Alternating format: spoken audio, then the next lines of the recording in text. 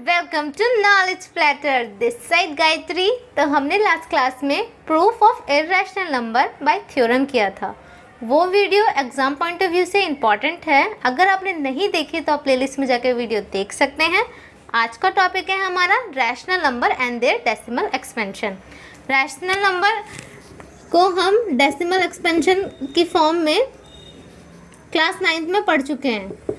उसमें हमने कैसी भी वैल्यू निकाली थी, terminating, non terminating, recurring and non recurring values.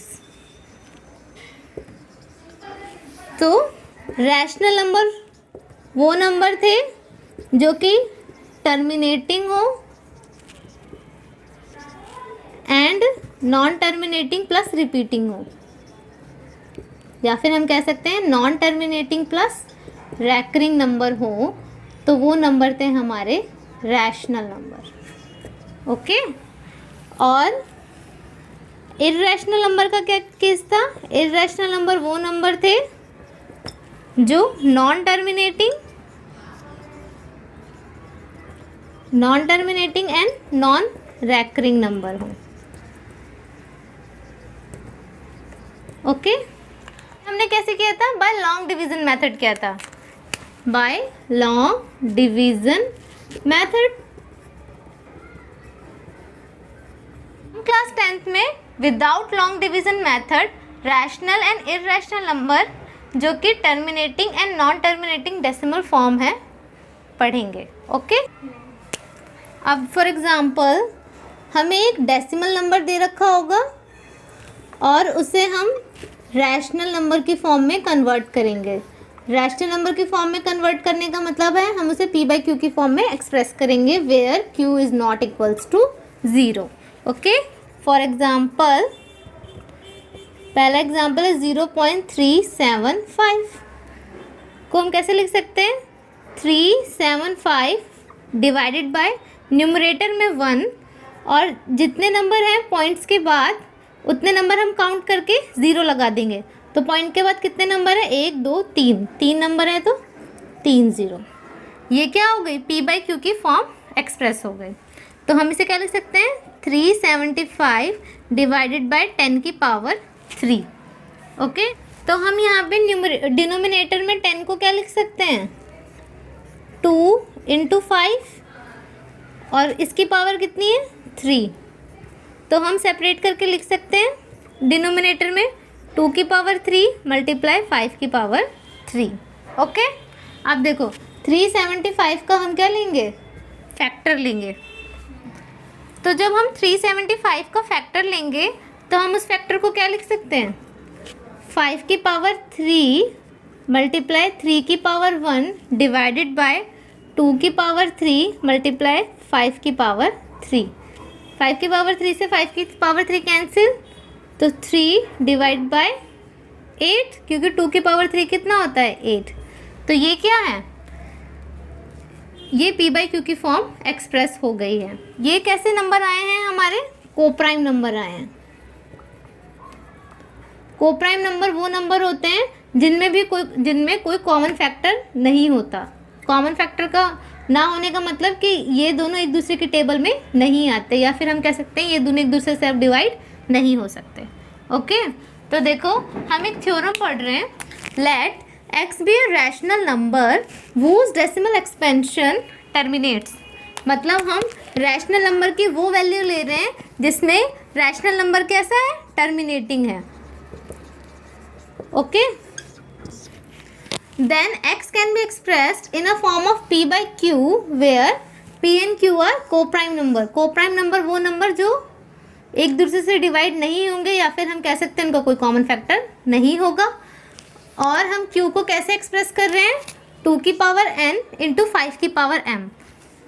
और n और m कैसे हैं? हमारे non negative integers. Non negative integers का मतलब है कि ये वैल्यूज़ कैसी हैं? 1 से लेके इन्फिनिटी तक।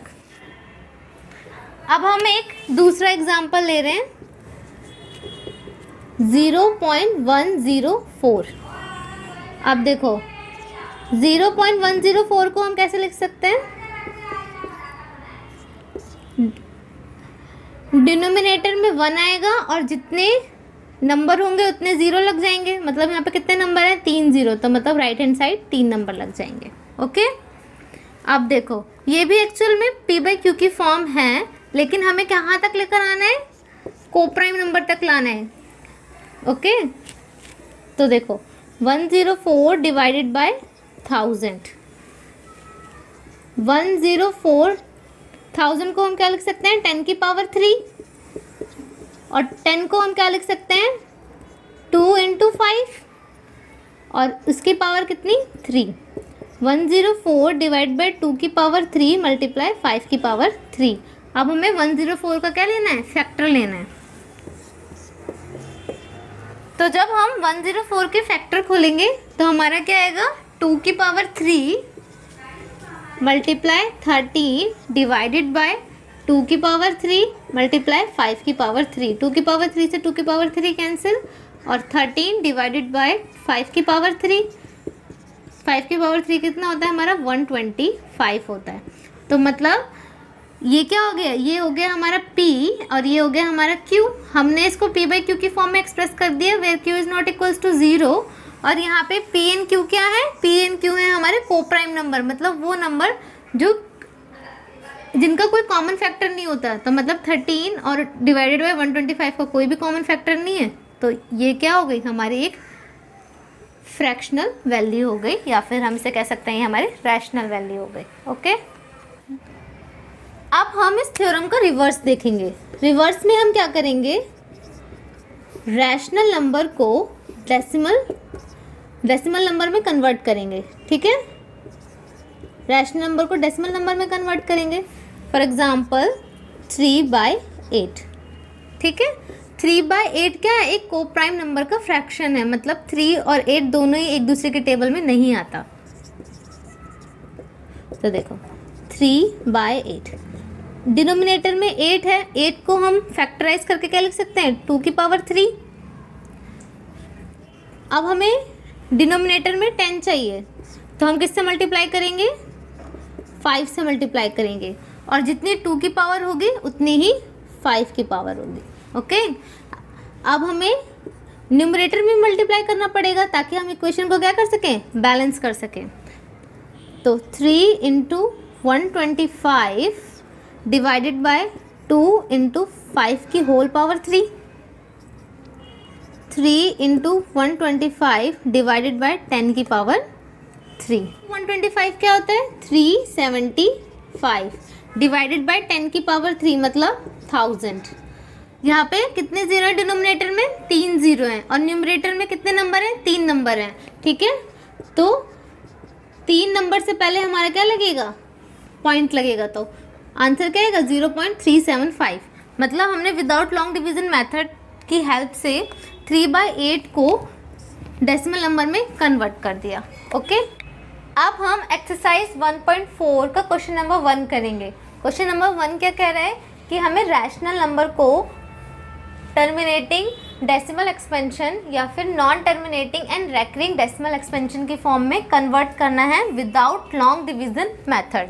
ओके, तो पहला क्वेश्चन क्या है, 13 डिवाइडेड बाय 3125। देखो 13 डिवाइडेड बाय 3125, 13 डिवाइडेड बाय 3125 का अगर हम फैक्टराइज करेंगे तो यहाँ पे क्या आएगा, 5 की पावर 5। अब हमें डिनोमिनेटर में 10 चाहिए, तो हम क्या करेंगे, 2 से मल्टीप्लाई करेंगे, और पावर क्या होनी चाहिए, सेम होनी चाहिए, तो मतलब 2 की पावर 5। अगर हमने डिनोमिनेटर में मल्टीप्लाई किया 2 की पावर 5 से, तो हमें न्यूमरेटर में भी करना पड़ेगा ताकि हमारी इक्वेशन क्या हो जाए, बैलेंस हो जाए। ओके, तो 32 मल्टीप्लाई 13 डिवाइडेड बाय 5 इंटू 2 की पावर 5। ओके, 416 डिवाइडेड बाय 10 की power 5।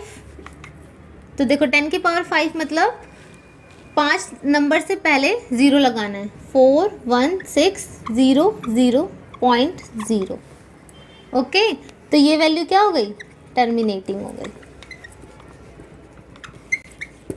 Second question 17 divided by 8। देखो 17 8 को क्या लिख सकते हैं हम 2 की पावर 3।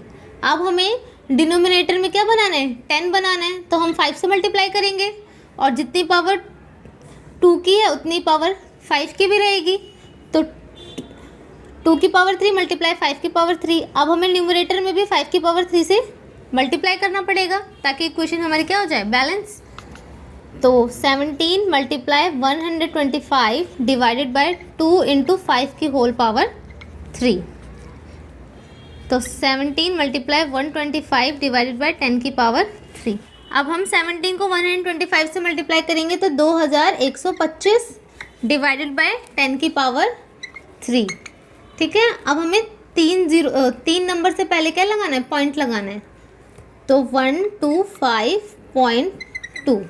ओके, तो ये कैसी वैल्यू हो गई टर्मिनेटिंग वैल्यू। 64 divided by 455। देखो 64 को हम क्या लिख सकते हैं 2 की पावर 6 डिवाइडेड बाय 455। 455 का अगर आप फैक्टराइज करेंगे तो हम क्या लिख सकते हैं 5 इंटू 13 इंटू 7। अगर हम डिनोमिनेटर में 2 की पावर 1 से भी मल्टीप्लाई करते हैं तो भी ये वैल्यू 10 या फिर 10 की पावर्स में नहीं आएगी। ठीक है, सो इसलिए ये वैल्यू कैसी होगी non terminating and repeating value होगी।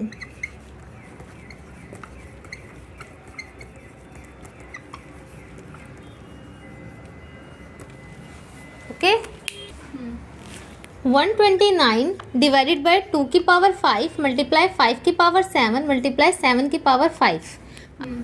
अगर मैं डिनोमिनेटर में 2 की पावर 2 से मल्टीप्लाई करती हूँ और न्यूमरेटर में 2 की पावर 2 से मल्टीप्लाई करती हूँ ताकि हमारी जो फ्रैक्शन है वो क्या हो जाए बैलेंस हो जाए, तब भी यहाँ पे क्या होगा 7 की पावर 5 प्रेजेंट होने के कारण हम यहाँ पे 10 या 10 की पावर में इस वैल्यू को एक्सप्रेस नहीं कर सकते। इसलिए ये वैल्यू कैसी होगी non terminating and repeating value होगी। ओके,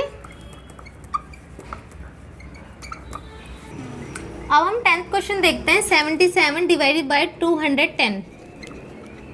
अब देखो 77 डिवाइडेड बाय 210 में अगर हम 210 को फैक्टराइज करेंगे तो हमारी वैल्यू क्या आएगी 2 इंटू 5 इंटू 3 इंटू 7। अब यहाँ पे 3 इंटू 7 प्रेजेंट होने के कारण हम इसे 10 या 10 की पावर n में एक्सप्रेस नहीं कर सकते। ठीक है, सो ये वैल्यू कैसी होगी non terminating and repeating value होगी and repeating value.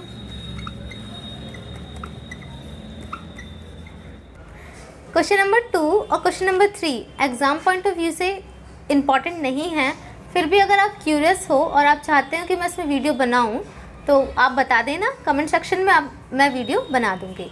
So guys, आज की क्लास में बस इतना ही। अगर आपको मेरी वीडियो पसंद आती है तो आप मेरे चैनल को करें like share and subscribe. Thank you.